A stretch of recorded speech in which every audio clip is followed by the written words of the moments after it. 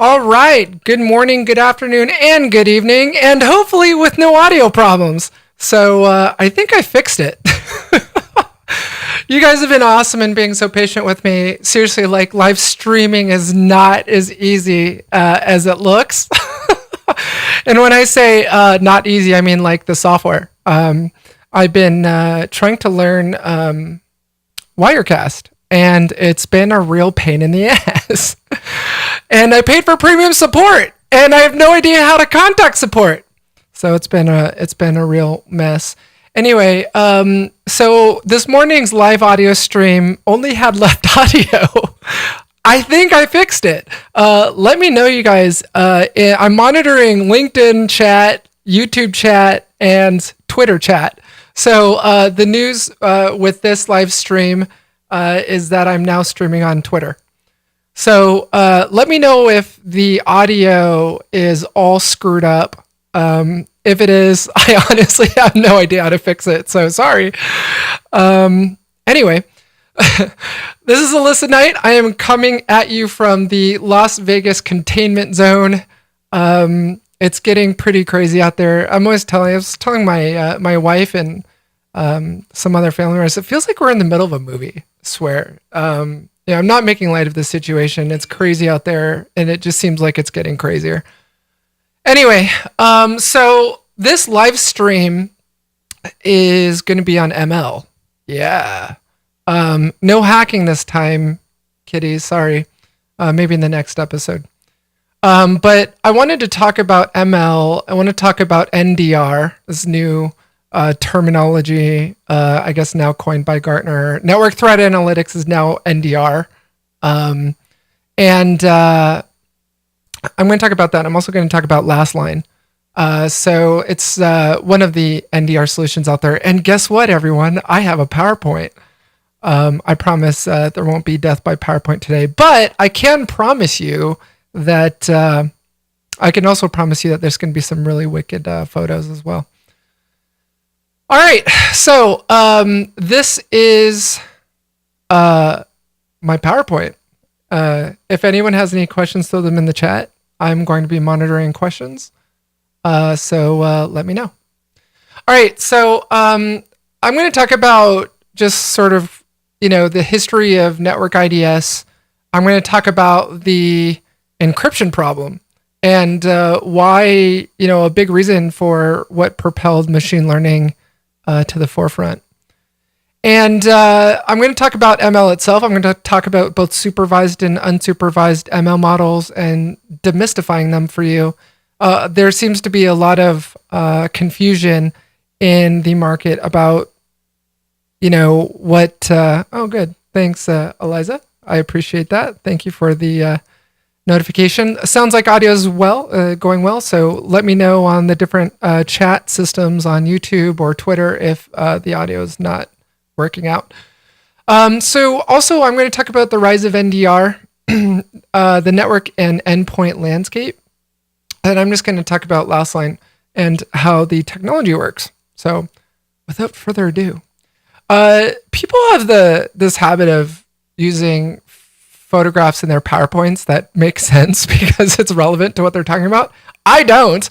If any of you follow me and have seen my previous videos, you'll know that I use really strange photos that have absolutely nothing to do with what I'm talking about. Anyway, so just a little bit about me. I am a 20-year recovering hacker with a focus in embedded systems, specifically connected cars, IoT, and etc. And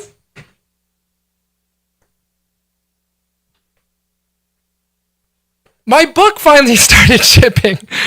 So Hacking Connected Cars. I am a published author. That took about 3 years of my life, too long.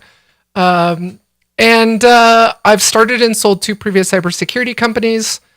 So I am a serial entrepreneur. I'm the group CEO of Briar and Thorn, which is a managed security service provider. I am also the partner of Night Inc., which is a content marketing firm for cybersecurity vendors.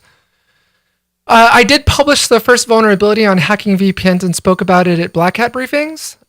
So yeah, that was awesome. That was back in 2000 when I was a young lass.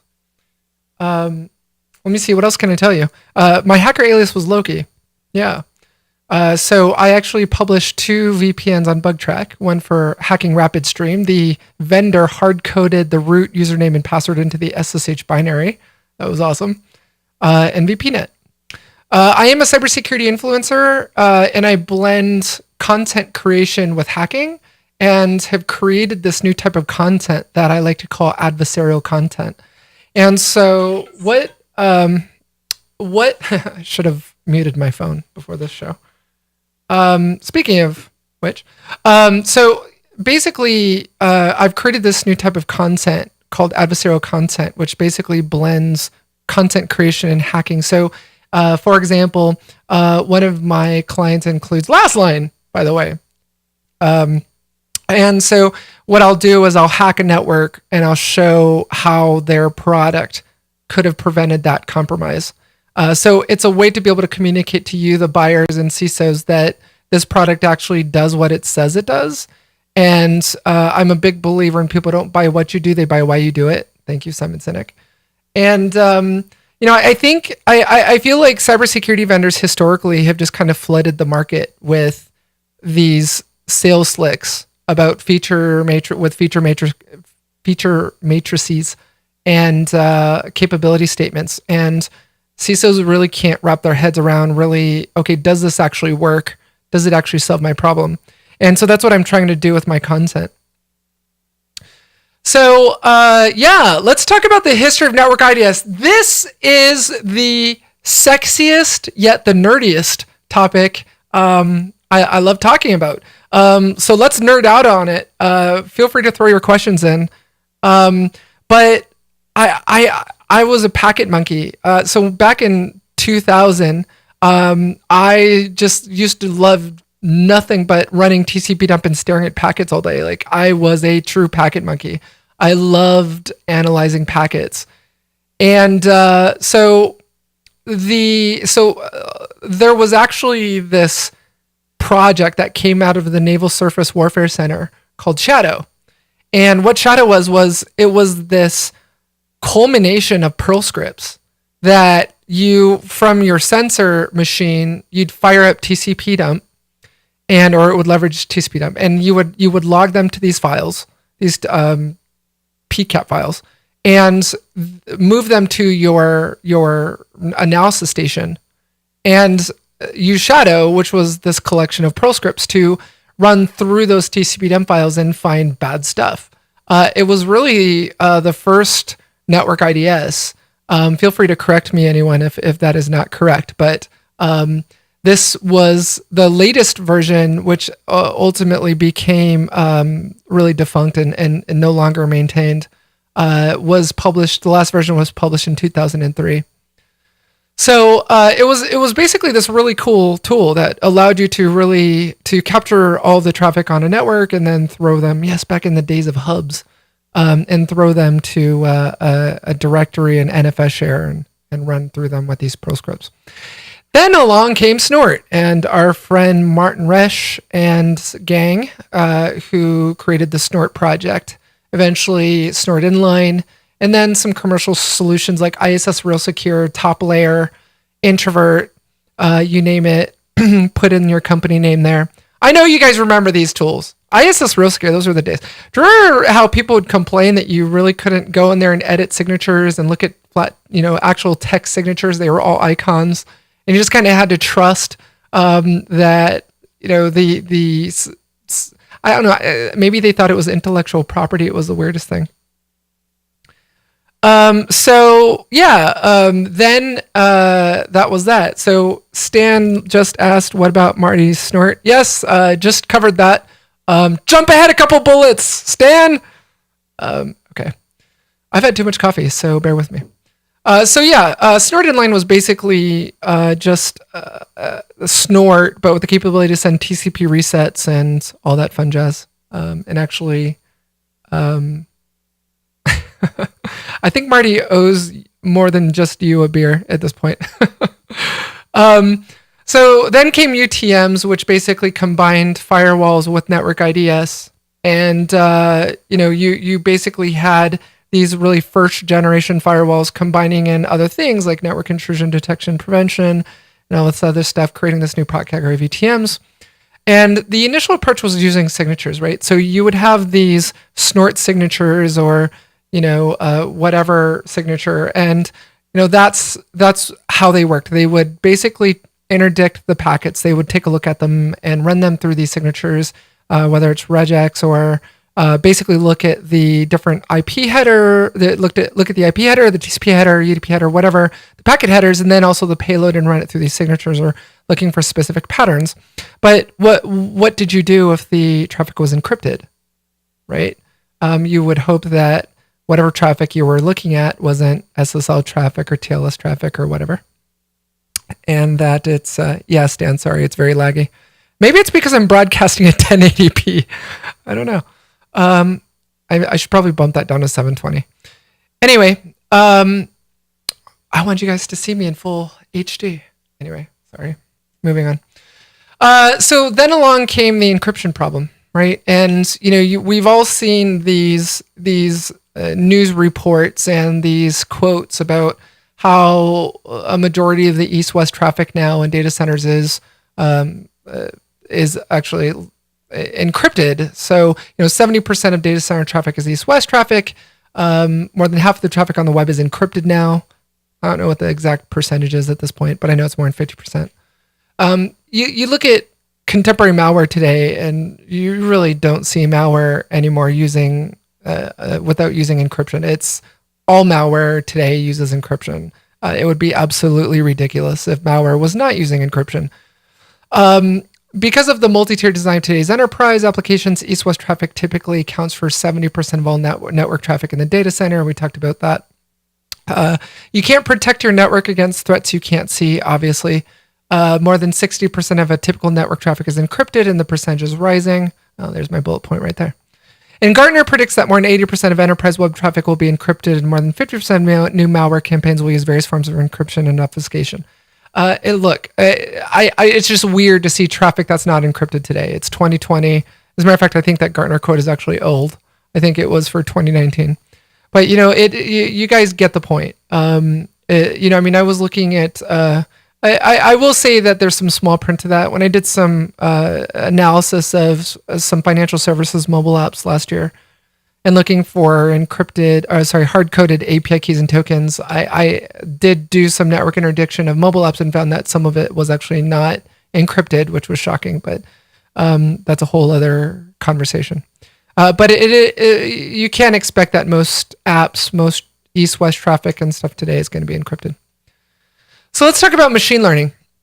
So we have this really maturity, right? So first we started out with things like shadow and snort, using these signatures and pattern matching, to UTM firewalls, which incorporated some functionality. And then you have more and more traffic getting encrypted, really rendering these signature-based detection systems useless, right? So in comes ML, right? And back in the day, ML was pretty much called big data, but now we've given it this term and it's now ML, right? You go out on the RSA conference floor and pretty much every booth now has the term machine learning on it. But I don't, I'm not going to go there because, I as much as I want to make fun of, marketing spin, this is a real thing, right? I mean, ML is a real thing. It gets conflated with artificial intelligence a lot. It's actually a subset of AI, but my point is that it does actually work, and there are reasons that people are using ML for things like network threat detection. And you need to understand that ML, there's actually different types of models. So there's supervised and unsupervised. And one of the things that I like to say is, especially with supervised learning models, garbage in produces garbage out. So one of the things that you want to do as CISOs is not just ask the vendor, hey, you're using ML. Cool, because I want to invest in something that uses ML. You want to really fully understand what are the features they're looking for, what are they training their data, what are they training their models with, right? Because if they're using crappy training data that's old and antiquated malware from 10 years ago, you're not doing a very good job at training those models, right? So even with supervised ML, you are still very beholden at the mercy of the data you're using to train it with. So models are only as good as the data they're trained on. The old race to have the best signatures for intrusion detection has pretty much given way to the most contemporary, richest, and most relevant data lakes with which to train your supervised models, right? So I remember back in the day with the security focus. Yes, I am that old. I'm a lot older than I look. So back in the days of security focus, for those of you who remember that, and the Snort signatures mailing list, and the Snort users list and all that jazz. People would hawk their latest signatures. They would, new exploits would come out, new malware would come out, and people would create signatures for them. You might have gotten trolled for creating a shitty signature. I've been trolled for creating shitty signatures.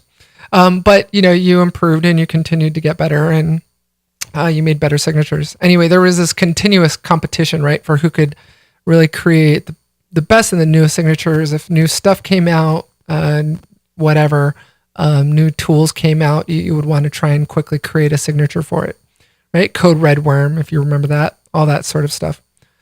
So now there's this race for the most richest data in which to train your models with.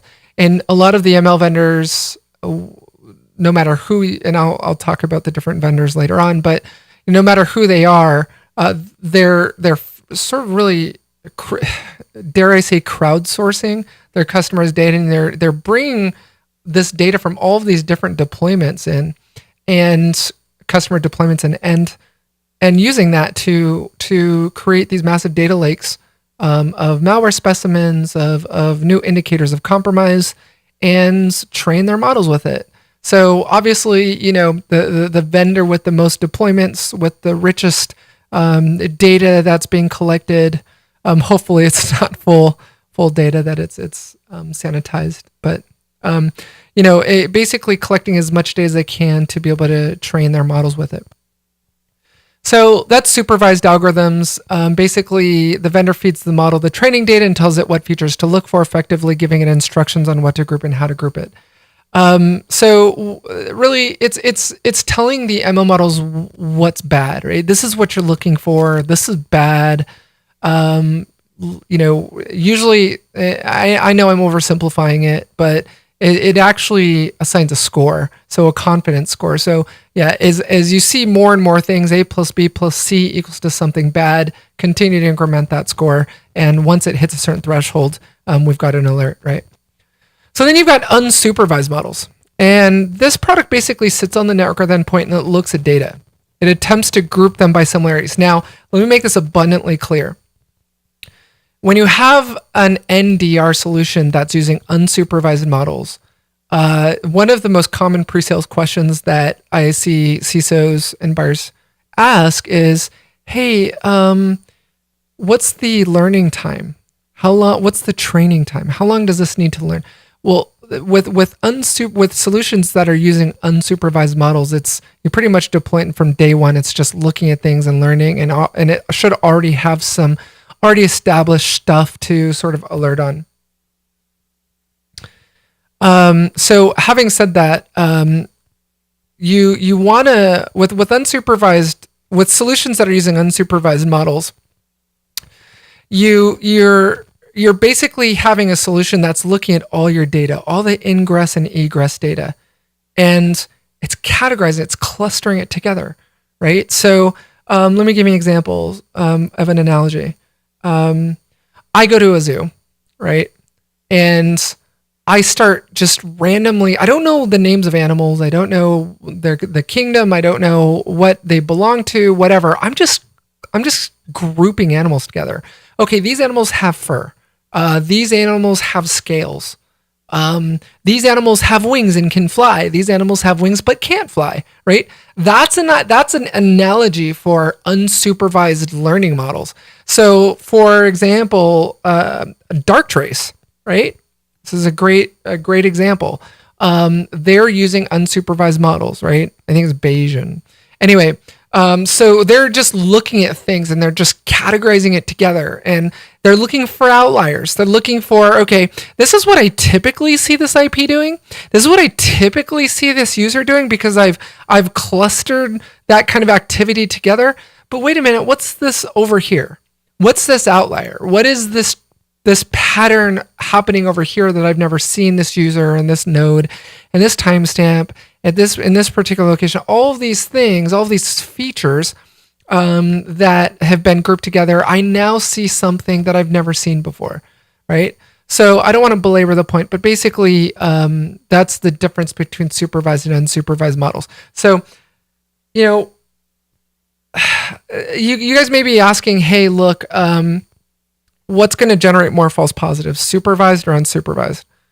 There was this big argument that machine learning would generate too many false positives and we don't have the staff to be able to weed through them all. And, it's just too nascent.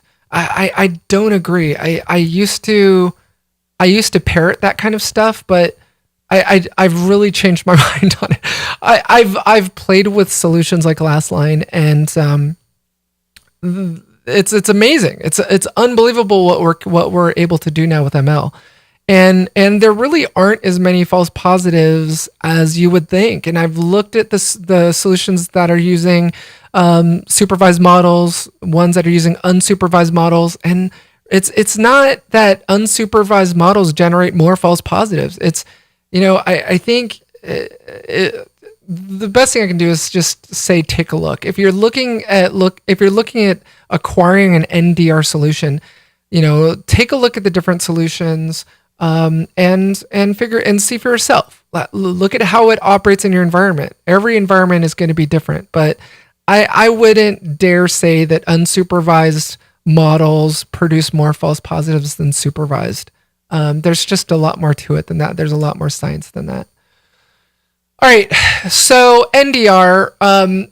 Look, at one point it was network threat analytics. Before that, it was network intrusion detection. It was when you think network IDS. I'm going to point the pink elephant out in the room. I even think snort. Like when someone says, hey, I've got a network IDS, my first thought is snort. My first thought is SourceFire. So I think that's really what propelled the markets, the analysts, the Gartners out there, whomever, to really just come up with this new product category of network threat analytics, and then eventually NDR. So NTA didn't really stick. You had companies like ExtraHop that adopted it, Lastline, Sequence, but now I think a term, I think we've all agreed on term, and it's NDR. So NDR solutions will typically employ ML, right? You wouldn't have a solution like I wouldn't call Snort an NDR, right? I would call it a network IDS or a legacy network IDS.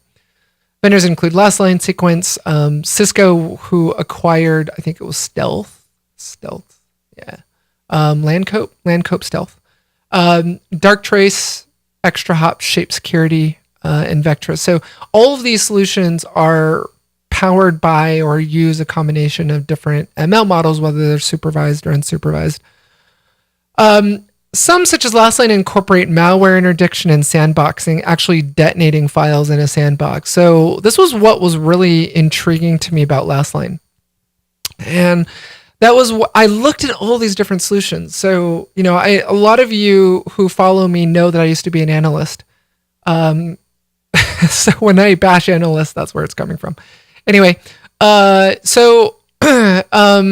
we'll leave that one alone. So I did actually look at Sequence. I looked at ExtraHop. I looked at Darktrace. I looked at Shape. I looked at Vectra. I looked at all these vendors. I looked at all these solutions. They're all great in their own unique ways. But the interesting thing about Lastline that I thought was very intriguing was that it incorporated a malware sandbox and malware interdiction, as well as an email security solution. And so it was really the most full turnkey solution out there. And for those of you who are in chat, let me know if you use Lastline. Let me know what you think about it.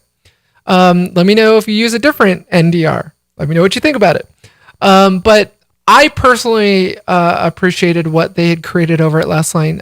The interesting thing here, and a lot of you guys may not know this, but there's a lot of solutions out there that do malware sandboxing, and they're actually white labeling last line sandbox.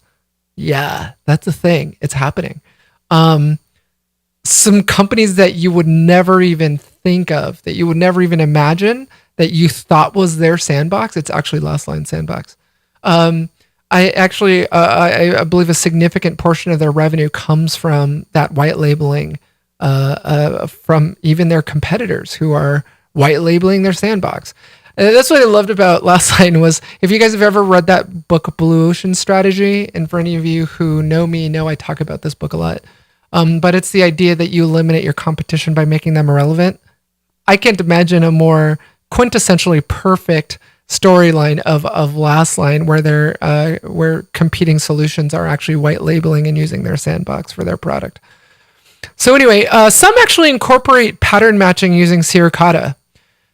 Okay, this isn't necessarily a bad thing, right? Okay, some of you may argue that, hey, look, if you're a true ML, then why are you using Suricata? Why are you using signatures?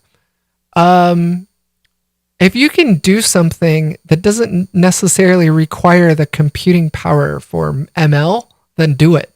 It's that idea, work smart, not hard. That was a great analogy. Perfect fit for what I'm talking about right now. So yeah, I mean, why would you have something being done with ML when you don't need to? If Suricata and the emerging threat rule set can do that. So again, there's much fewer false positives than you would anticipate with an ML product. I mean, it's come a long way since early 2000. Let's put it that way. But the interesting thing about Lastline is they actually did combine Suricata at one detection layer and then ML. So the data, and I actually wrote a case study on Lastline. If you guys are interested in reading it, there's a great chart in there that explains this. But basically, the packets are sucked up off the network from the sensor, and they've got this concept or this component called the brain. But effectively, these packets are run through Suricata first. Okay, let me make this clear. It's not the default rule set. It's not the default Suricata, default emerging threat rule set. They've modified some stuff and they've only turned on certain things. But if you can quickly grab the low-hanging fruit with Suricata, why pass it on to the ML models? Makes sense, right? Okay. I need to make this clear. That doesn't mean that the vendors who have not incorporated pattern matching to combine it with ML are bad. It's just a different way of doing it. It's because they don't do it that way doesn't mean it's bad. It's just different, right? All right, cool. So Lastline's approach to NDR. So like I said, packets are captured off the network in real time by the Lastline sensor. They're processed against the emerging threat rule set, and then they're passed to the ML monitors on the sensor. Once this is complete, the sensor will send the data to the manager. So you've got an agent server architecture. It doesn't matter what you call it. Everything out there in modern day network NDR, even EDR, there are agents and servers. Everything's is pretty much an agent server architecture. So these are passed to the manager, and the manager makes a determination on what data and executables to have processed by the local engine or to upload to Lastline Sandbox in the cloud for detonation. If it can quickly identify something bad, it's going to do that. It's going to do the local level. But if it interdicts traffic and it sees a specimen that it's never seen before, or it doesn't really fully know as whether it's good or bad, it will actually make the decision unilaterally to send that up to the cloud and have it detonated in their cloud sandbox. The sensor can be deployed inline or passively. So yeah, I do want to make a point here. This is the perspective of a product from a hacker. I don't want you guys to think I sell Lastline. Like, you can't contact me and say, Alissa, are you a VAR for Lastline? You seem to be hawking that product. They are a client of mine at Night Inc., but I don't sell their product. So I'm not trying to get you hooked on the Lastline Kool-Aid because I want you to buy it from me. This isn't a sales pitch. I'm explaining how the technology is deployed and how it performs detection. I did actually interview a customer. So I spoke to a Lastline customer and got his take on it from his perspective. And he did mention that it only took him a few hours to set up. Now, again, for those of you who've been in the industry as long as me, you guys remember those days when you had to like untar stuff and get things out, and you had to follow this long PDF file. Now, pretty much as most installation guides are videos now that you can watch on YouTube. But I mean, it's 2020. Most products can be deployed in less than a few hours. Fully deployed in less than a few hours because of virtual machines, because of containers. I'm not even talking about the 1U pizza boxes that you can buy as an appliance. I mean, just like things are pretty easy to set up and deploy these days. Any unknown files are extracted off the wire, off of the wire, and sent to their sandbox. Like I said, I did get some processing times. PDF files actually took about 45 seconds, while unknown executables took about 5 minutes. So you may be thinking, hey, Alissa, how did it do with malware that was looking for whether or not the malware was being detonated in a sandbox? How did that malware fare? Well, some of the malware that I'd seen in my tests did actually, obviously, modern malware, contemporary malware these days looks for things like that. And I don't know, I can't really get into the secret sauce about their sandbox, but there were quite a few malware specimens that I looked into that actually did detonate within the sandbox, despite the fact that there were sandbox checks within the malware. So I don't know what they're doing special over there, but it's pretty interesting. Never really had a problem with that. Lastline Defender does have a cloud email security solution, like I mentioned, and it is a software download, so you're going to need to purchase your own hardware. Now, when I was talking to Lastline about this, I believe last year, they were talking about distributing appliances. If you go to their website,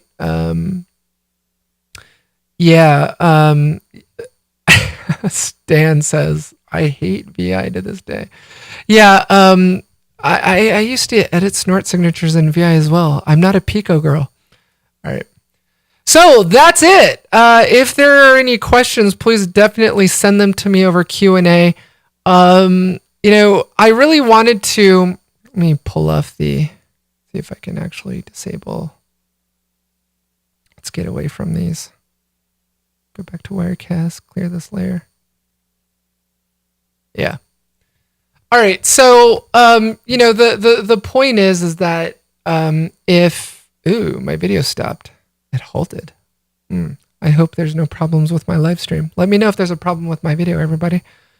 For those of you who are interested, I'm available offline. Oh, you know what I did not do? I didn't give you my contact information. I should do that. Hold on. Oh my God, I really have to get better at live streaming, you guys. I apologize.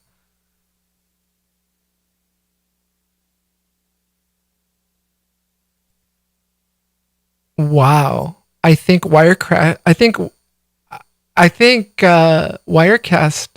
crashed. All right, next time I'm going to actually try and do it at 720p. I wonder if that's my problem. Maybe because I'm streaming to so many different social media properties with 1080p. All right. Well, I don't know if you guys can see my video or my screen anymore, but it is dead on my side. If anyone has any questions, I am monitoring the chat. I will be in chat monitoring it for the next probably 20, 30 minutes. Hopefully you enjoyed this live presentation, this live stream about ML. And if you have any questions, I do know I actually wrote an entire market report on machine learning. So yeah, some of you are telling me that my video is in fact frozen, but my voice is good. So yay, we'll just stare at this frozen picture of me, which is kind of creepy. But I think I look pretty good in that photo. Yeah. So at least I'm not blinking, right? So I wrote a market report on the different ML solutions that are out there. And so I know quite a bit about ML. If you want the report, you can actually go to IT Group and grab both reports, both on Lastline as well as on the entire ML market. And I looked at ML solutions both on the endpoint and on the network. And so happy to answer any questions that you guys might have. But that's it. It was fun reminiscing over the history of network ideas with you guys and Snort and Shadow if any of you guys remember that, as well as kind of what the exciting things to come with ML. So with that, take care of yourselves and each other. This is Alissa Knight from the Las Vegas Containment Zone. I love all of you guys. Thank you for following me and continuing to share my content. And I will see you guys in the next episode of Night TV. Bye.